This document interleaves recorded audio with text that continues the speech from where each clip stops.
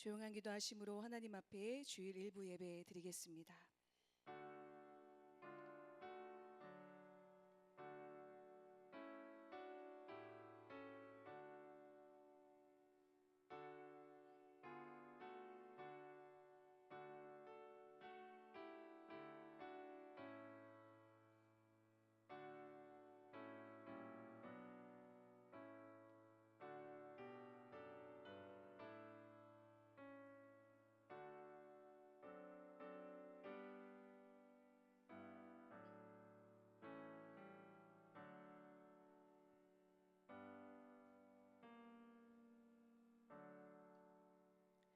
나의 힘이신 여호와여, 내가 주를 사랑하나이다.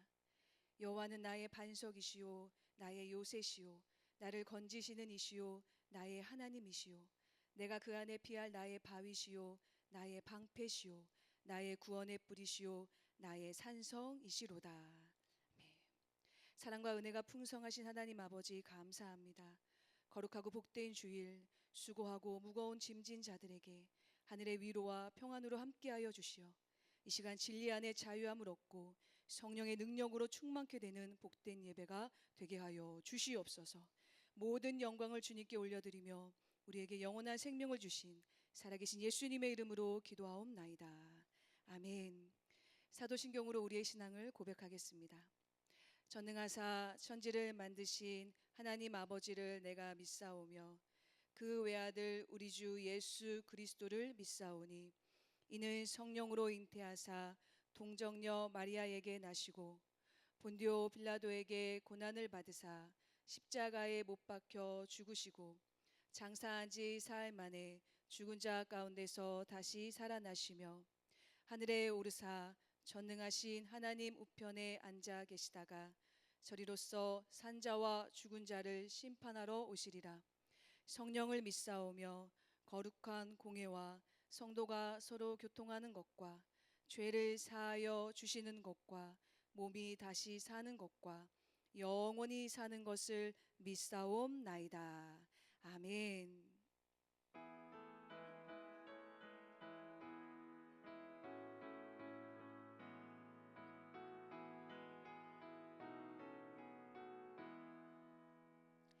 네 진정 사모하는 친구가 되시는 그 주 예수님은 아름다워라. 산 밑에 백합하여 빛나는 새벽별 주님 영원할 길 아주 없도다. 내 맘이 아플 적에 그 위로 되시며 나가 외로울 때 좋은 친구라. 주는 저 산 밑에 백합 빛나는 새벽별 이 땅 위에 비길 것이 없도다. 네 맘의 모든 염려 이 세상 고락도 주님 항상 같이 하여 주시고 시험을 당할 때에 악마에게 교르 직시 물리치사 나를 지키네. 온 세상 날 버려도 주 예수 안 버려 끝까지 나를 돌아보시니. 주는 저 산 밑에 백합 빛나는 새벽별 이 땅 위에 비길 것이 없도다.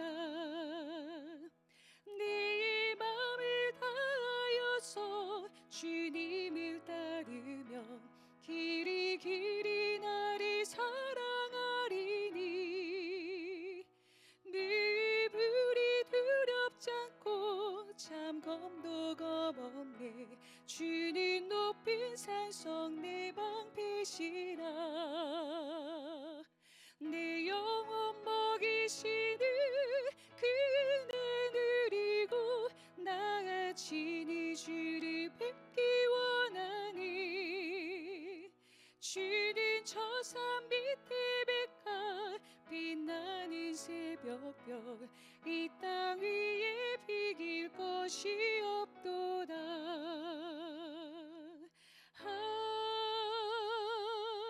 아멘.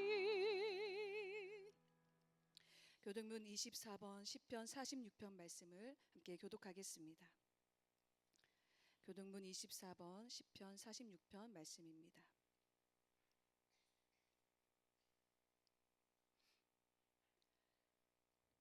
하나님은 우리의 피난처시오 힘이시니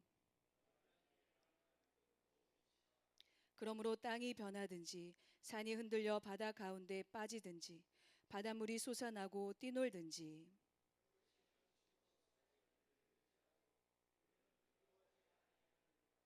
한 시내가 있어 나뉘어 흘러 하나님의 성 곧 지존하신 이의 성소를 기쁘게 하도다.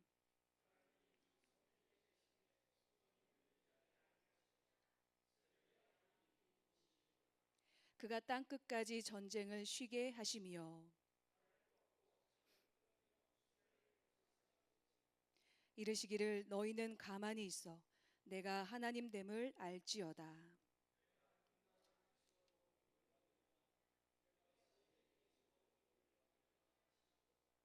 만군의 여호와께서 우리와 함께 하시니 아멘.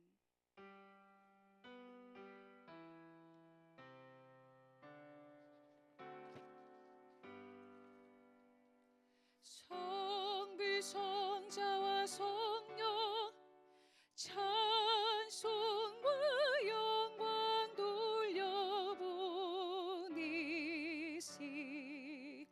대초로 지금까지 또 영원 무궁토록 성삼위께 영광 영광 아멘.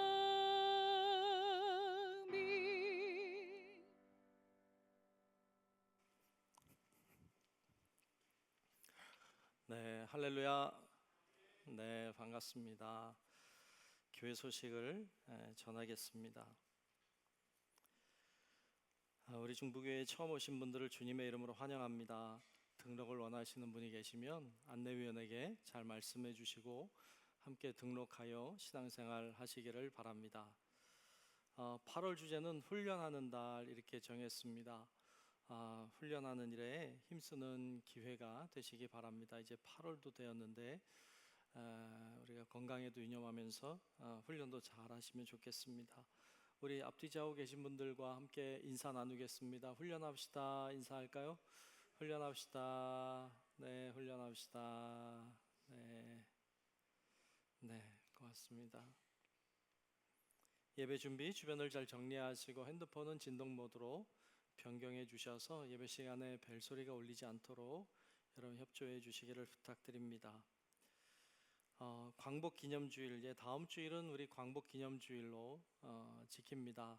나라를 생각하면서 함께 예배하는 귀한 시간입니다. 여러분 기억하시고 함께 기도하는 마음으로 모여주시면 좋겠습니다.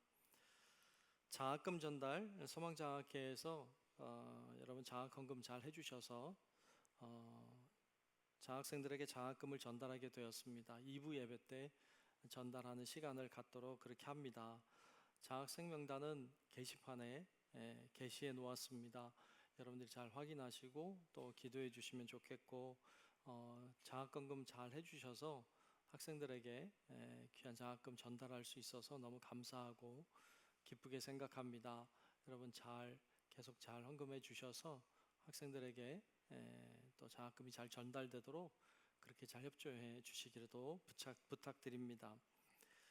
헌신 예배, 이번 수요 예배는 재무부 헌신 예배로 드립니다. 우리 재무부 헌신 예배 기억하시고 수요 예배도 나오셔서 은혜 받는 자리 함께 하시기 바랍니다. 우리 청년의 수련회가 8월 14일부터 16일까지 계획하고 지금 준비하고 있습니다. 여러분들이 아시고 기도해 주시고 격려해 주시기 바랍니다. 기획위원회 모임 8월 10일 다음 주일에 오후 2시 30분 담임목사실에서 가지도록 하겠습니다. 기획위원들은 잘 기억하시기 바랍니다. 8월 가정예배서가 나와 있습니다. 가정에서 예배드리는데 잘 활용하시고 사용하시면 좋겠습니다. 새가족 초청축제, 새생명 초청축제입니다. 새가족 초청축제를 9월 14일 날 하려고 계획하고 있습니다. 이제 새신자들 여러분 교회 안 다니는 가족이나 친구나 친척이나 주위에 있는 지인들을 초청해서 함께 가지는 축제의 시간을 마련했습니다. 여러분들이 아시고 함께 하시면 좋겠어요. 그날 뭐 뮤지컬 공연도 하려고 하고 또 여러 가지 순서들을 준비하고 있습니다. 새로 여러분들이 초청하실 분들 잘 마음에 다짐하면 좋겠어요. 그래서 다음 주에는 좀 이름도 적어서 내고 기도하는 시간도 가지고 하려고 합니다. 여러분들이 아시고 함께 동참하셔서 사람들을 구원해내는 좋은 기회가 되시기를 바랍니다. 새가족 초청축제를 위한 영상을 하나 준비했다고 해요. 영상 보겠습니다.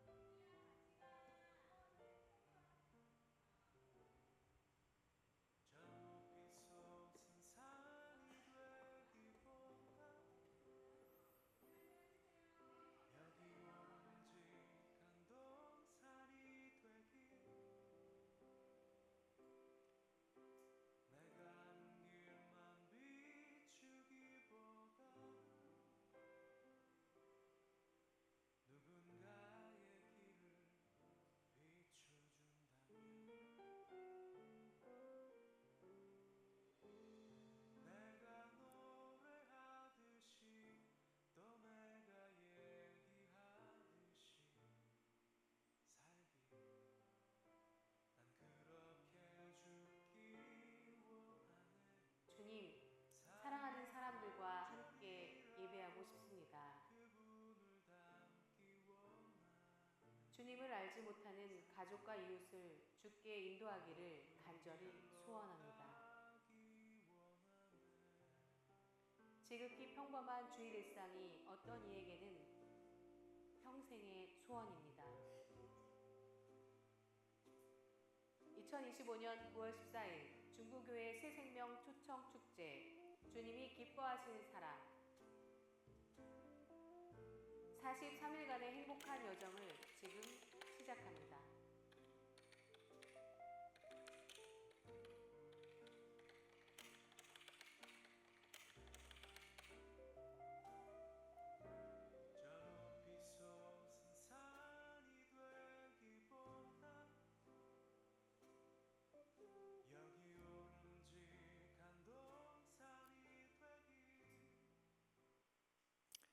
네, 언제라고 했어요? 9월 14일. 우리가 그날 목표로 가고 있습니다. 여러분들 아시고 같은 마음으로 가슴에 품고 기도하는 분들이 있기를 바랍니다. 그 외에도 이제 우리 임정희 목사님 이번 주간 휴가입니다. 안 보이시면 이유를 아시면 좋겠고요. 기도해 주시기 바라고, 또 우리 그동안 교회 관리자로 수고해 오신 안병국 권사님과 우리 추덕래 권사님이 이제 사역을 사임하게 됐습니다. 좀 개인의 문제들로 인해서 사임하시게 됐어요. 오랫동안 우리 교회에서 사역을 잘 감당해 오셨는데 좀 아쉽지만 그렇게 사임하게 된 사실을 여러분 아시고 계시면 좋을 것 같습니다. 기도해 주시기 바랍니다. 그 외에도 이제 소천 소식이 있습니다. 우리 오순덕 권사님 남편 되시는 고 박성근 성도님이 주님의 부름 받아 가셔서 이제 장례를 치르게 됐습니다. 오늘 오후 4시에 성남시 장례식장에서 그 임종 예배 드리도록 하겠습니다. 내일은 입관이고 모레는 이제 발인이 될 것 같습니다. 오늘 같이 조문하실 분들은 4시까지 교회 오시면 함께 조문하러 갈 수 있겠습니다. 그렇게 기억하시고 참여하시기 바라고 기도해 주시기 바라고요. 또 여러분 들어오시다가 보셨나 모르겠는데 그 로비나 이 뒤에 그 믿음의 선한 싸움을 싸우라 해서 이단 사이비 가이드북을 이렇게 비치해 놓았어요. 이 안에 보면 이제 신천지부터 하나님의 교회 또 구원파 뭐 통일교 여러 이단들에 대하여서 이제 그들에 대한 정보들을 좀 이렇게 잘 정리하여서 잘 수록해 놓았습니다. 그래서 여러분들 잘 보시면 요즘 이단들도 많이 있는데 좀 도움이 될 것 같아서 비치해 놓았어요. 필요하신 분들 가져가셔서 보셔도 좋겠고 뭐 더 가져가셔서 주변에 있는 분들을 나누어 주셔도 좋겠고 그렇습니다. 여러분들이 잘 활용하시면 좋겠습니다. 또 우리 그 중고등부 수련회를 잘 마치고 여러분 기도해 주셔서 은혜 중에 잘 다녀왔습니다. 우리 중고등부 학생들 어떻게 수련회 잘 했는지 또 궁금하신 분들을 위해서 영상을 또 하나 준비했어요. 우리 어떻게 했는지 잘 보도록 하죠.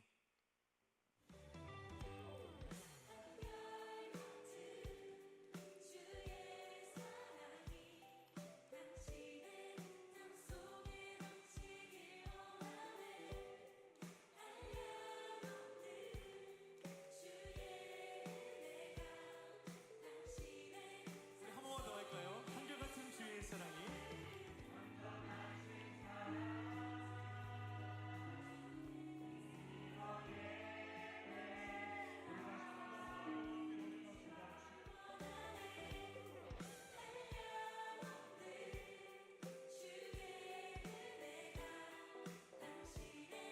우리 다 같이 한번 고백해 볼까요?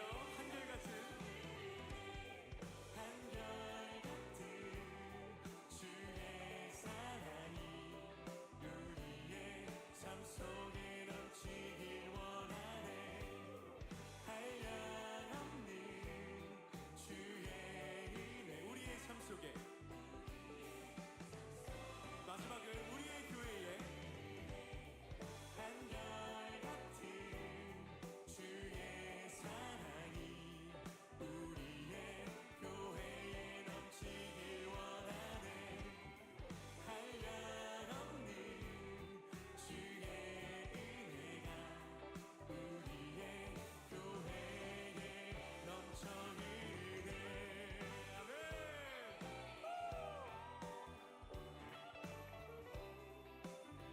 우리 사랑과 우리 마음을 담아서 우리 한번 소리 한번 질러볼까요?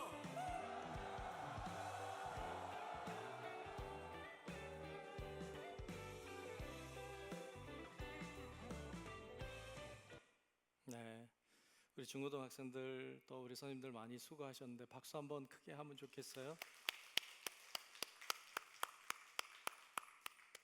예, 우리 학생들 많이 기도해 주시고 또 성원해 주시면 감사하겠고 주변에 보면 칭찬도 잘해 주시고 우리 선생님들 격려 잘해 주셔서 더 열심히 주를 위해 사역할 수 있도록 여러분 잘 협조해 주시면 감사하겠습니다. 자, 이 시간 기도 시간입니다. 우리 이영복 권사님 나오셔서 대표로 기도하시겠습니다.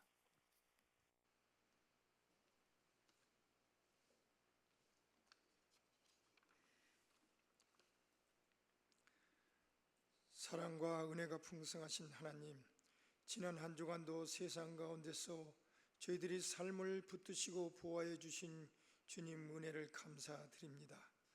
부족하고 연약한 저희들에게 구속의 은혜를 주셨는데 저희들은 맡겨진 사명에 충실하지 못하고 순종하는 삶을 살지 못할 때가 많이 있었음을 고백합니다. 이 시간 회개하오니 용서하여 주시옵소서. 주님의 역사하신 가운데 여름 성경학교 중고등부 수련을 은혜롭게 잘 마치게 하심에 감사드립니다. 8월 중순에 있을 청년의 수련에도 모든 과정이 주님의 손길 위에 잘 진행되게 인도하여 주시옵소서. 아버지, 이 나라 이 민족을 긍휼히 여겨 주옵소서. 올 여름 무더위가 기승을 부리고 있습니다. 더위를 잘 이겨내게 하시고 수혜의 삶의 터전을 잃고 상심하는 피해 이재면을 이루하시고 수혜 복구에 여념이 없는 정부 기관 및 군 장병 여러 봉사단체들에게 용기를 주시고 건강도 함께하여 주시옵소서. 이 시간 주님 앞에 지친 몸 이끌고 나온 주의 자녀들이 있습니다. 오늘 말씀으로 힘을 얻게 하시고 믿음으로 승리하게 도와주시옵소서. 질병으로 치료받고 있는 성도님들 못자국 나신 주님의 손으로 만져주시고 고쳐주시옵소서. 낙심하지 않게 하시고 포기하지 않게 하여 주시옵소서. 새 힘 주시고 보혜사 성령님께서 항상 곁에 계셔 주실 줄 믿습니다. 단위 세워주신 목사님께 성령 충만함과 건강을 붙들어 주시고 급변하는 어려운 시대에 하나님이 인도하심 있게 하여 주시옵소서. 말씀을 선하고 선포할 때 성령의 기름 부어 주셔서 하늘의 건세와 능력으로 더하여 주시고 우리의 삶 가운데 능력으로 나타나게 하여 주시옵소서. 예배를 돕는 많은 손길들을 기억하여 주시고 저들의 수고가 땅에 떨어지지 않도록 하늘의 상급으로 채워 주시옵기를 간절히 원하며 존귀하신 예수님의 이름으로 기도드리옵나이다. 아멘.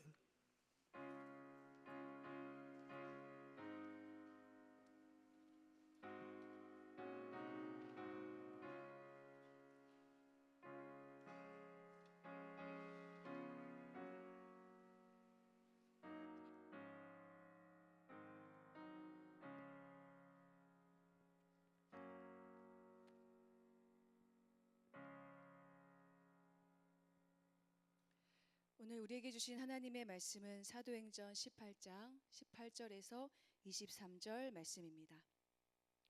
사도행전 18장 18절에서 23절 말씀입니다.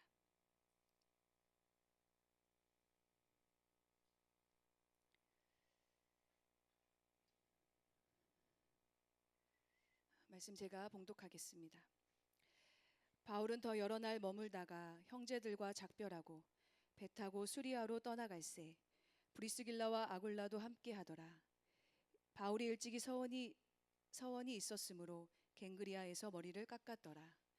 에베소에 와서 그들을 거기 머물게 하고 자기는 회당에 들어가서 유대인들과 변론하니 여러 사람이 더 오래 있기를 정하되 허락하지 아니하고 작별하여 이르되 만일 하나님의 뜻이면 너희에게 돌아오리라 하고 배를 타고 에베소를 떠나 가이사랴에 상륙하여 올라가 교회 안부를 물은 후에 안디옥으로 내려가서 얼마 있다가 떠나 갈라디아와 부르기아 땅을 차례로 다니며 모든 제자를 굳건하게 하니라. 아멘. 복음을 전하다 21번째 시간 인도하심을 따라서라는 제목으로 담임 목사님께서 하나님 말씀 선포하시겠습니다.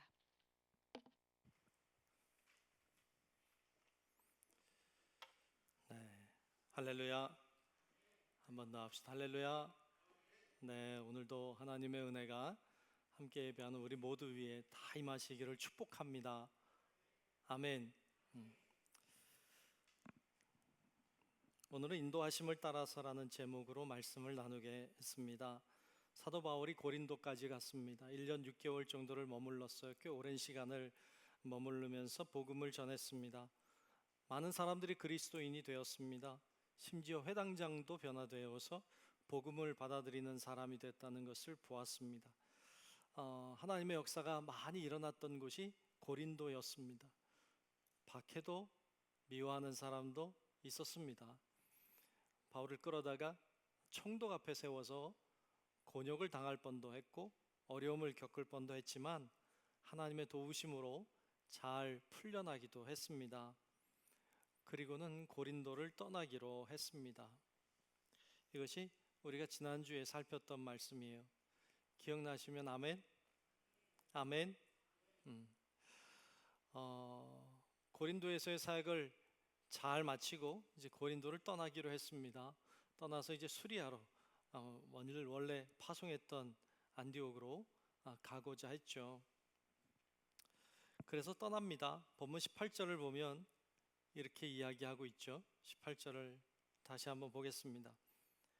바울은 더 여러 날 머물다가 형제들과 작별하고 배 타고 수리아로 떠나갈새 브리스길라와 아굴라도 함께 하더라. 아멘. 고린도에서 이별을 하고 떠나가는데 브리스길라 아굴라 그 부부가 함께 갔다는 거예요. 소중한 부부죠. 정말 바울에게는 큰 힘이 되어 주었던 그런 좋은 부부 사역자였습니다. 여러분들도 누군가에게 힘이 되어주는 성도들 되시기를 축복합니다. 아멘. 누군가에게 힘을 주는 사람이 돼야 돼요. 힘을 빼면 안 돼요. 누군가에게 힘을 주어야 돼요. 우리 중고등학생들도 우리 교학교도 다 이제 성경학교 했는데 힘을 주는 사람들이 되시기를 다시 한번 주의 이름으로 축복합니다. 자, 그리고는 이 바울이 고린도를 떠나서 수리하러 가기 전에 들른 곳이 있어요. 그곳이 오늘 말씀해 보면 겐그레아라고 하는 곳에 들릅니다. 그것이 오늘 본문 18절 중반 이후에 나오는데 18절 중반 이후부터 보면 바울이 일찍이 서원이 있었으므로 겐그레아에서 머리를 깎았더라 이렇게 말씀하고 있습니다. 서원이 있었다. 그래서 그곳에 가서 머리를 깎았다. 무슨 말일까요? 무슨 서원이 있었고 그리고 머리를 깎는 건 뭘까요? 뭐 머리 깎는 일이 얼마나 중요하길래 성경에 다 썼을까요? 민수기 6장에 보면 그 나실인 서원이라는 것이 있어요. 나실인 서원이라는 것이 있는데 나실인 아시죠? 나실인이라고 하는 말은 자발적으로 서원한 유대인을 가리켜요. 자발적으로 무엇인가를 위해서 서원한 경우에 나실인이 돼요. 이걸 다른 말로 얘기하면 거룩하게 분리된 사람을 나실인이라고 해요. 거룩하게 분리된 사람을 나실인이라고 해요. 근데 이 나실인은 크게 두 종류의 나실인이 있어요. 첫째는 나면서부터 나실인이 있고 두 번째는 일정 기간 나실인으로 살아가는 경우가 있어요. 이 두 경우가 있는데 태어나면서 나실인인 경우 우리는 알아요. 삼손을 기억하면 되죠. 삼손은 태어나면서부터 나실인이었어요. 하나님이 왜 삼손에게 그런 능력을 주셨느냐? 어쩌면 그가 나실인으로 서원하여 태어났기 때문이에요. 그래서 하나님이 어떤 능력을 주셨죠. 그런 경우도 있지만 나면서부터 나실인인 경우는 거의 많지 않아요. 대부분의 나실인은 어느 기간, 일정 기간 동안 나실인으로 살아가는 그런 나실인이 훨씬 많았어요. 이 나실인이 되면 크게 세 가지를 주의해야만 됐습니다.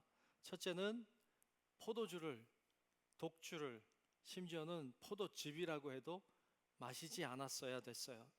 금지했습니다. 술을 금지했어요. 두 번째 금지한 것이 머리를 깎는 것을 금지했어요. 세 번째 금지한 것이 시체를 만지지 말았어야 돼요. 시체 만지는 것을 금지했습니다. 이 기간 동안에 시체를 만졌거나 술을 마셨다거나 머리를 깎았다거나 그러면 서원한 것이 깨지는 거예요. 약속이 깨지는 거죠. 그래서 불경하다고 여겼습니다. 이 세 가지를 잘 지켜야만 됐어요. 그런데 왜 나실인이 될까요? 여러분 같으면 어떤 이런 나실인의 과정을 겪을까요?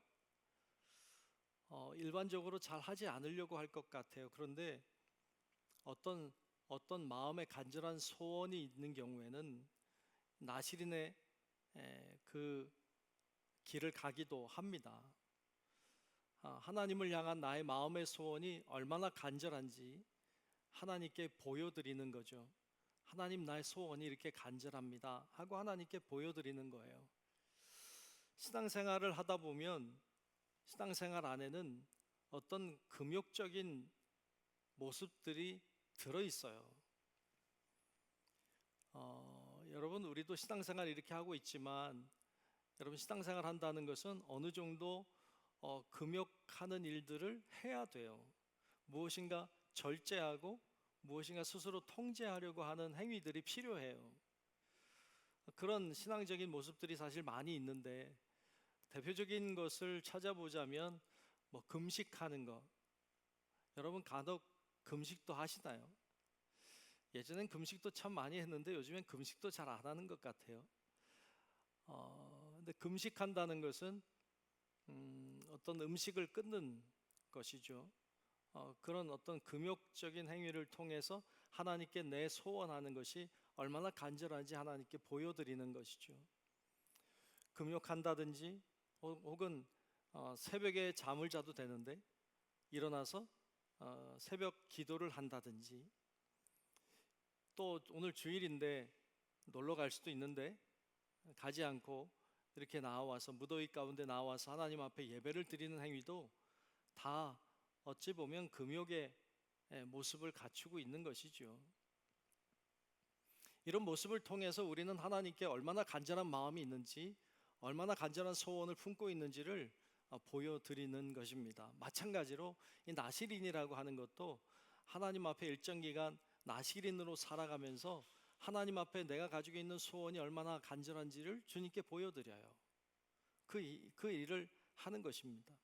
그런데 이 나실인의 기간이 한 달이면 한 달, 보통 한 달 정도 했다고 알려져 있는데, 한 달 정도 일정 기간을 하고 나면 이 기간이 끝날 때 두 가지를 해야 됐어요. 하나는 희생 제물을 하나님께 드려야 됐고, 또 하나는 머리를 깎아야 됐습니다.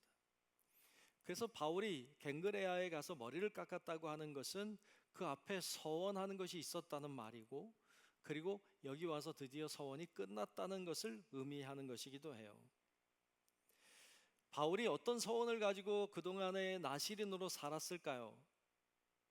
모르겠어요. 안 알려주니까 모르겠지만 우리가 충분히 상상해 보건대 그 당시 고린도 지역에 있었기 때문에, 고린도 지역에서 또 왕성하게 하나님의 역사가 일어났기 때문에 어쩌면 바울이 그곳에서 고린도 교회의 부흥을 위하여서 서원하며 나실인으로 살아갔을지도 모르겠고, 어찌 보면 그가 그동안 선교 사역을 다 마치고 이제 수리아로, 안디옥으로 돌아가려고 하는 지점에 있었기 때문에 그동안 함께 하신 하나님께 어떤 감사의 표시로 이 나실인의 서원을 했을지도 모르겠습니다. 이제 드디어 수리아로 떠날 때 갱그레아에 가서 머리를 깎았다라고 표현하고 있는 것을 볼 수 있습니다. 여러분, 사도 바울은 율법을 지키는 것에 대하여 어떤 부분은 지키지 않아도 되는 부분이 있다고 얘기했지만, 그러나 바울이 모든 율법을 다 지킬 필요가 없다고 말하진 않았어요. 그는 율법을 지켜야 되는 부분들은 지켰고, 그렇지 않은 부분은 아니라고 말하는 그런 사람이었죠. 이제 사도 바울이 유대의 땅으로 들어가려고 해요. 유대 땅으로 들어갈 때 필요한 것은, 그들에게 복음이 증거되도록 하기 위해서는 사도 바울이 율법을 지키지 않는 자로 낙인 찍히면 유대인들에게 복음이 들어가기가 어려워요. 바울도 유대인인데 율법을 잘 지키는 자라야 유대인들은 그에게 마음을 열고 복음을 받아들일 거예요. 그래서 바울이 서원을 하고 머리를 깎았다고 하는 것 속에서 그는 율법을 지키는 사람이라고 하는 것을 보여주는 하나의 행위이기도 했습니다. 바울에게 있어서 중요한 것은 머리를 깎느냐, 혹은 율법을 지키느냐, 아니면 뭐 할례를 행하느냐, 이런 것들이 중요한 것이 아니라 바울에게 중요한 건 하나였어요. 복음이 증거되는 것. 복음이 증거됨으로 사람들이 구원받고 살게 되는 것. 이게 바울에게는 가장 중요한 목표였습니다. 이것을 위해서 최선을 다했어요. 할 수 있는 모든 걸 다 동원했어요. 속이거나 거짓말하거나 사기치는 것 말고 나쁜 방법이 아니라면 어떤 방법이든지 다 동원하여서 복음을 증거하려고 했어요. 유대인들에게는 유대인들의 모습으로, 율법을 지키는 자의 모습으로 다가갔고, 이방인들에게는 그렇지 않은 모습으로 다가갔어요. 목표는 하나, 복음을 증거하기 위해서였습니다. 요즘에 이단들 중에는 온갖 방법을 다 동원해서라도 그들의 교세를 확장하려고 하는 이단들의 모습이 참 많아요. 그래서 때때로 그들이 포교하는 모습 속에는 속이기도 하고 거짓말을 하기도 하고 그리고 사기를 치기도 해요. 그렇게 해서 그들의 교세를 확장해 가는 것을 봐요. 오래됐는데 그 이단에 속해 있던 어떤 사람을 만난 적이 있어요. 만나서 이런저런 이야기하다가 그런 질문을 제가 했어요. 그런데 진리를 전한다고 하면서 거짓말을 하고 진리를 전한다고 하면서 속이고 그리고 사기치기도 하고 이상한 그 무슨 연기 같은 것도 하고 그래서 사람을 현혹시켜서 이단에 빠지게 하는 건 그 나쁜 방법 아니냐. 왜 그렇게 나쁜 방법을 쓰느냐. 좋은 방법을 써야지 라고 얘기를 제가 하면서 질문한 적이 있어요. 그랬더니 그의 대답이 이랬어요. 정직하게 말하면 누가 들어오겠냐고. 거짓말을 해야 들어오지 않겠냐고 말하는 거였어요. 저는 그때 깜짝 놀랐어요. 야, 저런 나쁜 방법을 가지고 자기들의 진리라고 하는 걸 전하는 것이 과연 옳은가? 여러분, 참 말도 안 되는 것은 거짓말을 하지 말라고 하는 말을 전한다고 하는 사람이 거짓말로 그 말을 전하는 것이 과연 옳은가? 그것이 바로 그것이 정당한가? 라는 생각을 하게 됐습니다. 여러분, 그런 방법이 아니어야만 합니다. 악한 방법, 속이는 방법, 추한 방법, 부끄러운 방법이 아니라 다양한 모습으로 그들에게 다가가서 그들이 복음을 받아들이고 그들이 변화될 수 있다면, 나쁜 방법이 아니라면 어떤 방법이든지 동원하여서 그들에게 복음을 전해야 되지 않겠습니까? 바울은 유대인들에게는 율법을 지키는 유대인의 모습으로 다가갔고, 이방인에게는 율법을 거북스러워하고 율법을 부담스러워하는 그들에게는 율법 없는 모습으로 다가가서 그들에게 복음을 전했던 것이 바울의 모습이었습니다. 그래서 바울은 고린도전서 9장 19절로 23절에 이렇게 증언을 하고 있습니다. 좀 길지만 제가 한번 읽어보도록 하겠습니다. 고린도전서 9장 19절로 23절입니다. 내가 모든 사람에게서 자유로우나, 맞습니다. 자유로워요. 그러나 스스로 모든 사람에게 종이 된 것은 더 많은 사람을 얻고자 함이라. 유대인들에게는 내가 유대인과 같이 된 것은 유대인들을 얻고자 함이요, 율법 아래에 있는 자들에게는 내가 율법 아래에 있지 아니하나 율법 아래에 있는 자 같이 된 것은 율법 아래에 있는 자들을 얻고자 함이요, 율법 없는 자, 이방인들이죠. 율법 없는 자들에게는 내가 하나님께는 율법 없는 자가 아니요 도리어 그리스도 율법 아래에 있는 자이긴 하지만 율법 없는 자와 같이 된 것은 율법 없는 자들을 얻고자 함이라. 약한 자들에게 내가 약한 자와 같이 된 것은 약한 자들을 얻고자 함이요, 내가 여러 사람에게 여러 모습이 된 것은 아무쪼록 몇 사람이라도 구원하고자 함이니 내가 복음을 위하여 모든 것을 행함은 복음에 참여하고자 함이라. 아멘. 아멘. 그는 그렇게 증언하고 있어요.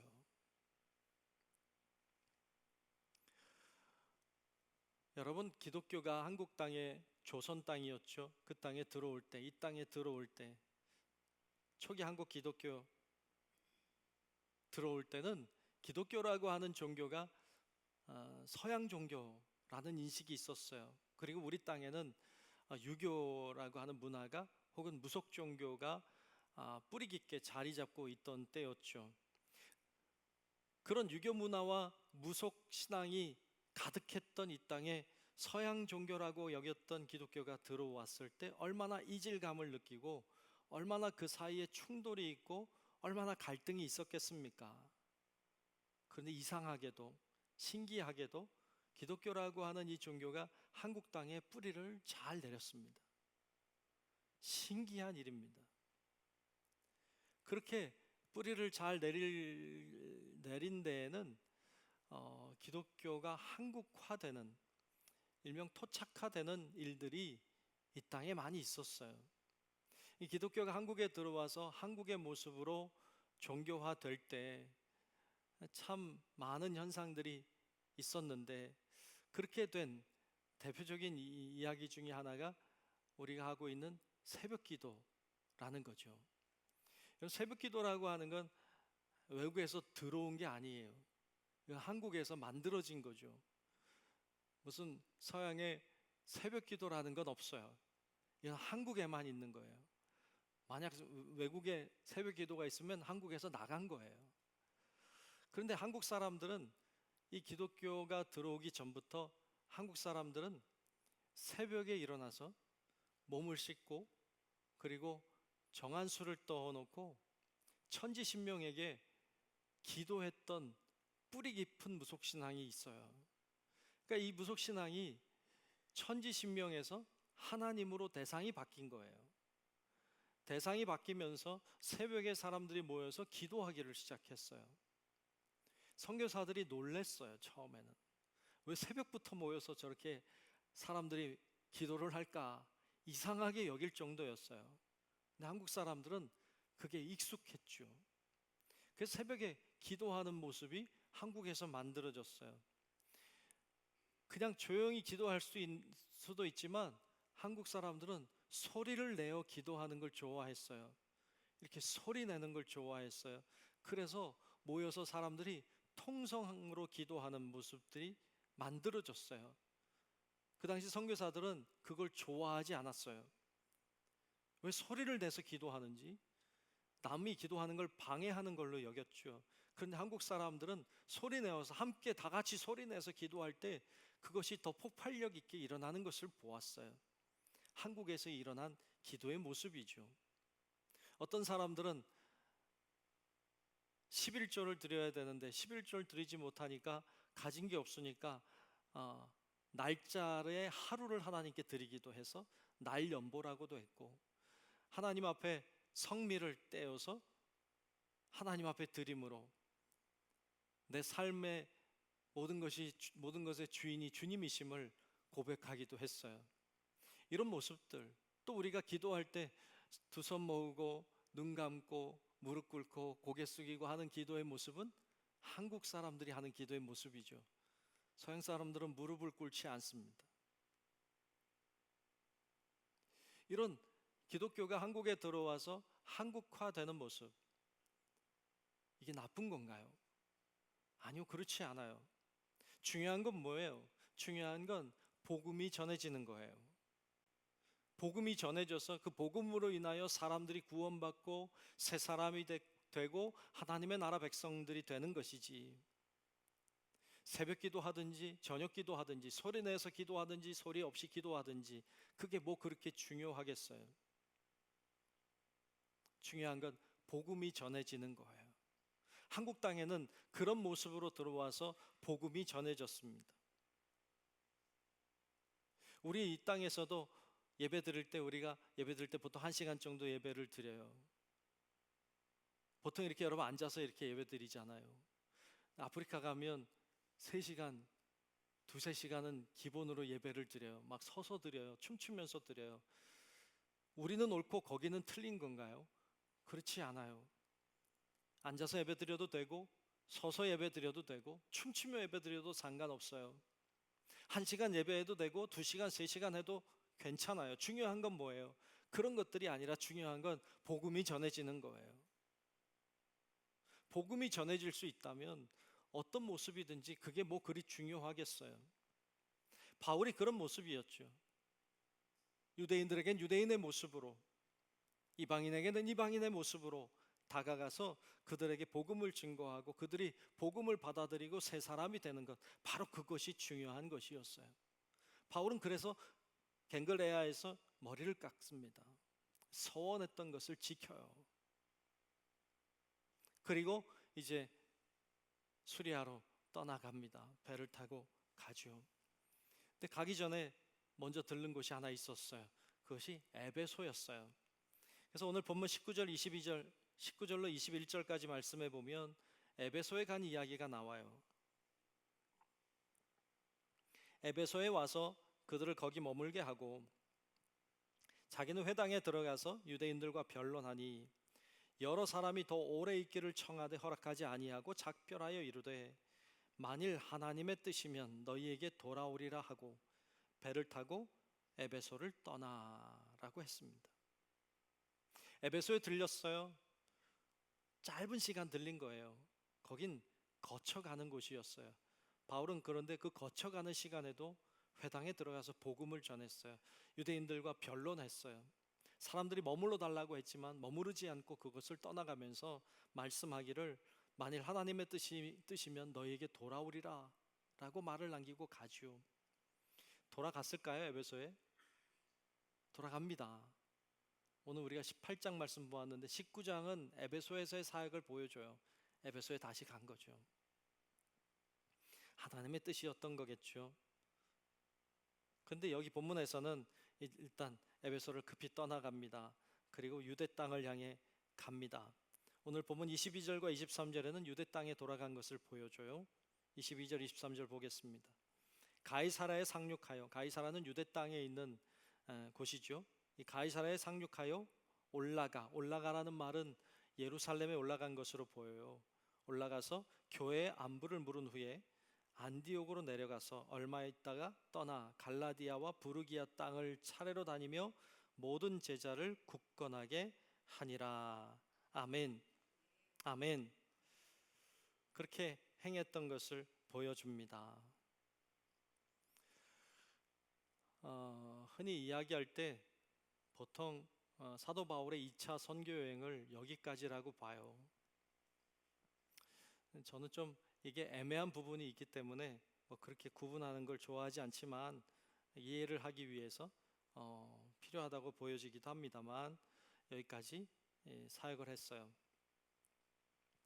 그런데 여러분, 고린도에서 갱그레아를 거쳐서 에베소를 거쳐서 그 다음에 가이사라로 들어왔다가 예루살렘에 올라갔다가 안디옥까지 갔다가 그다음 갈리디아, 부르디아까지 이렇게 다닌 것을 요 몇 절 안에 담았다는 건 놀라운 일이에요. 왜냐하면 꽤 오랜 시간 필요하고 꽤 먼 거리였거든요. 지도를 한번 보죠. 지도를 보면 잘 보일는지 모르겠는데 저 왼쪽에, 여러분 왼쪽 끝쪽에 있는 데가 지금 고린도, 그 바로 밑에가 이제 겐그레아입니다. 거기서 배를 타고 바다를 건너가서 에베소라고 하는 데를 갔어요. 보이려나 모르겠어요. 에베소에서 또 배를 타고 쭉 내려와서 이제 유대 땅이죠. 가이사라로 들어왔다가 예루살렘 올라갔다가 그 다음에 위로 올라가서 안디옥으로 갑니다. 그리고 쭉 또 가면 갈라디아와 부르기아라고 하는 지역까지 간 이야기가 몇 절 안에 나오는 이야기예요.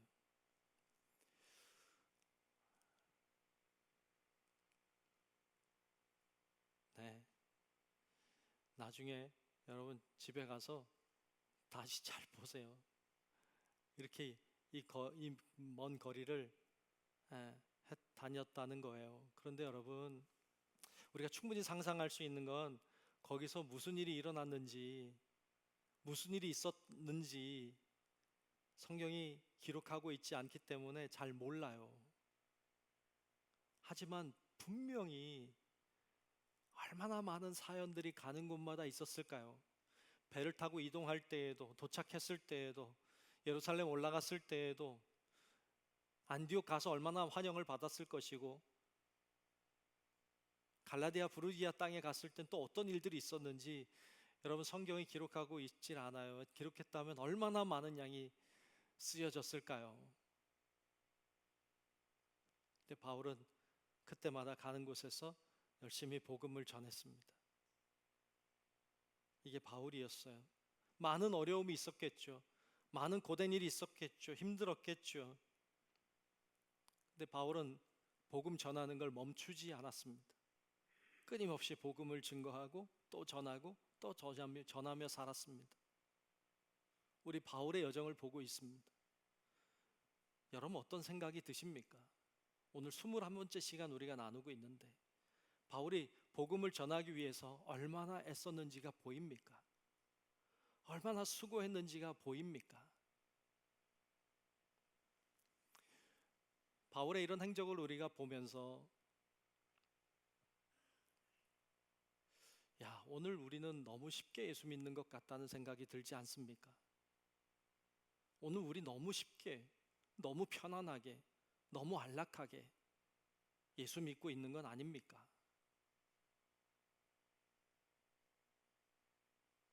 바울의 여정을 볼 때마다 그런 생각이 듭니다. 바울은 이렇게 살았는데 나는 너무 편안한 것 같다. 이런 생각이 계속 가슴을 칩니다.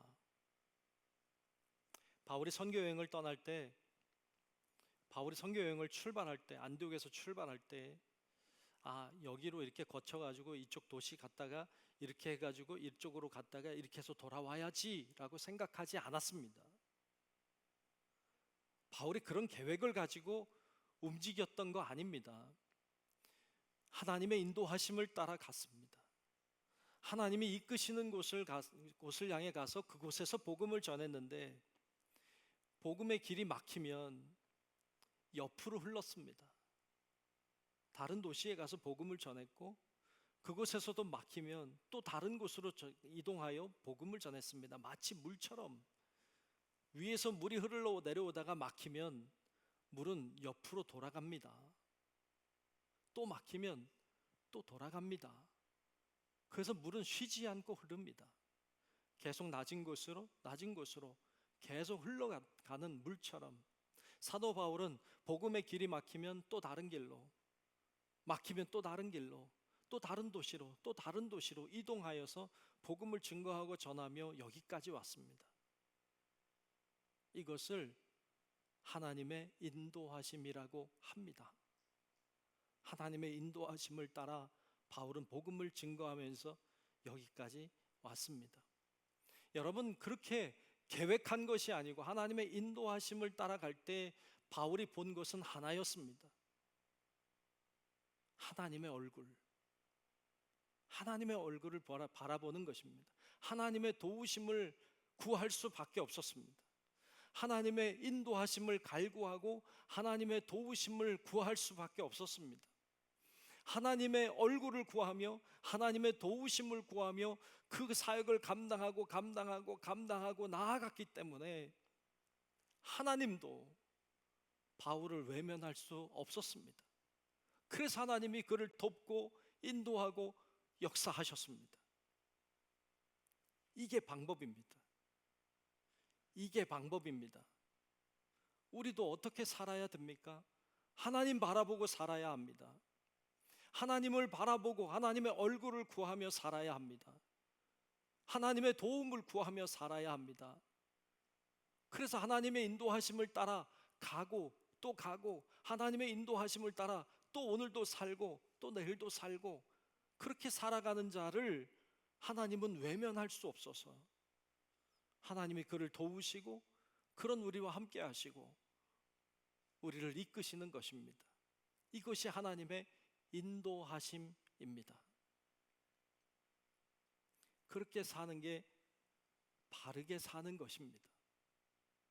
여러분, 바라기는 우리 성도 여러분들, 오늘 사도 바울의 모습 속에서 우리 자신을 돌아보고 사도 바울이 하나님의 인도하심을 따라, 자신의 계획이 아니라 하나님의 인도하심을 따라 순종함으로 나아가서 수많은 영혼들을 살리고 구원하며 그가 그렇게 하나님께 쓰임받았던 것처럼 우리도 주님의 인도하심을 따라 순종함으로 우리를 통하여 많은 영혼들이 살고 구원받고 새롭게 되는 놀라운 역사하심에 쓰임받는 우리 성도들 다 되시기를 주님의 이름으로 축원합니다.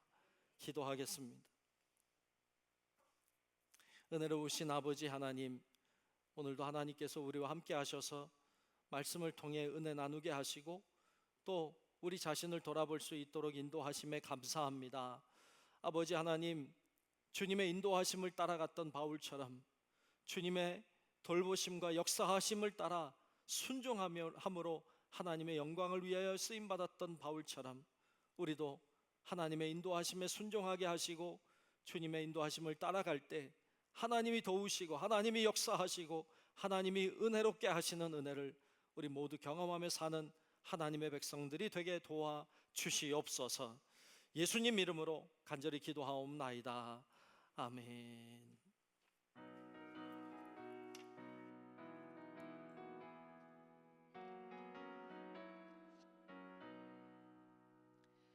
듣는 사람마다 복음 전하여 복스러운 소식들을 퍼지네.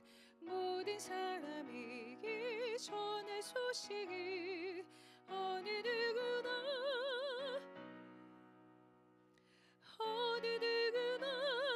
주께 나오라. 어서 와서 주의 말씀 들으라. 하늘 아버지가 오라 하시니 어느 누구나 오라.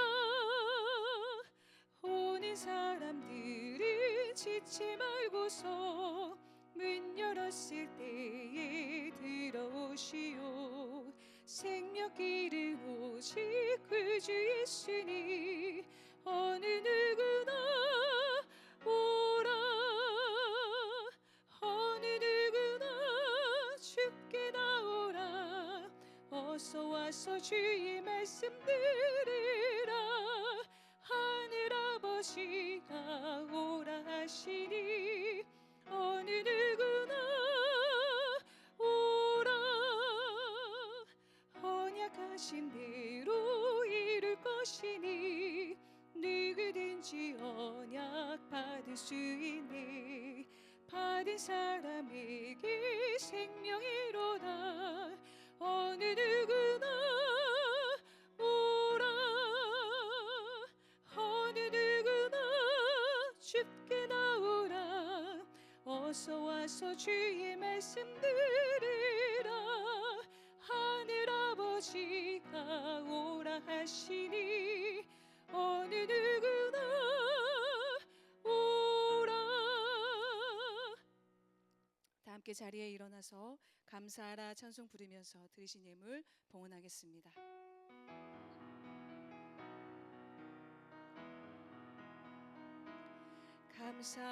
감사하라 내 영혼아. 감사하라 내 영혼아. 내 속에 있는 것들아 다 감사하라.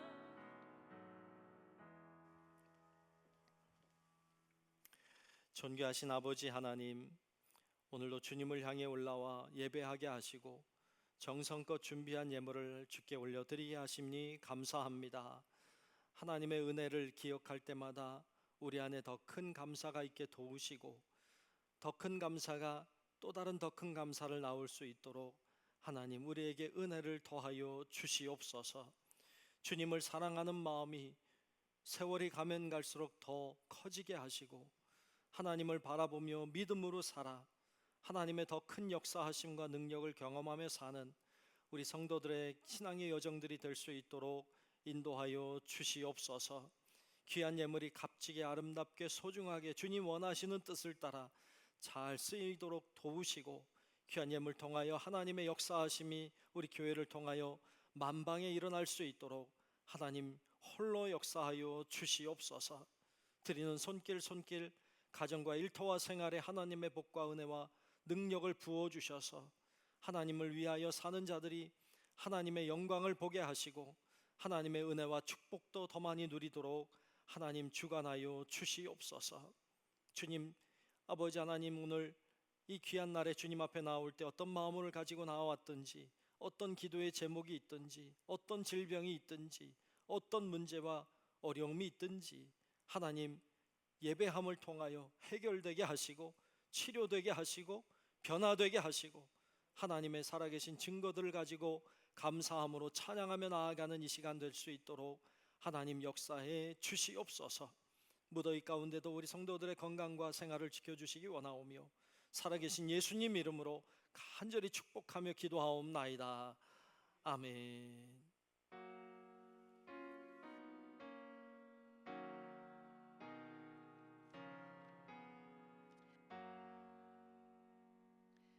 결단 찬송가 53장 1절 부르신 후에 담임 목사님 축도로 예배를 마치겠습니다.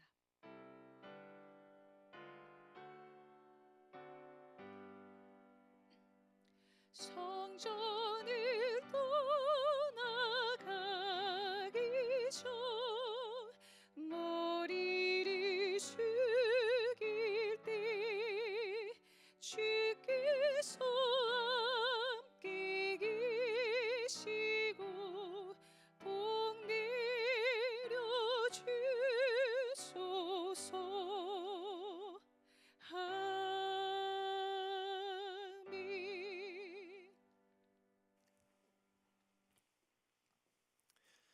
지금은 우리 구주 예수 그리스도의 은혜와 하나님 아버지의 만극하신 사랑하심과 성령님의 감화 감동 인도하시는 크고 놀라우신 그 은총이 우리의 생각, 우리의 계획이 아닌 오직 주님의 말씀, 주님의 인도하심을 따라 살아 하나님과 동행하는 멋진 하나님의 사람들로 세워지기를 소망하는 우리 사랑하는 모든 주의 자녀들 머리 위에 우리의 가정과 직장과 사업체와 우리 교회와 이 나라 민족과 온 인류 위에 이제로부터 영원토록 함께 하시기를 간절히 축원하옵나이다.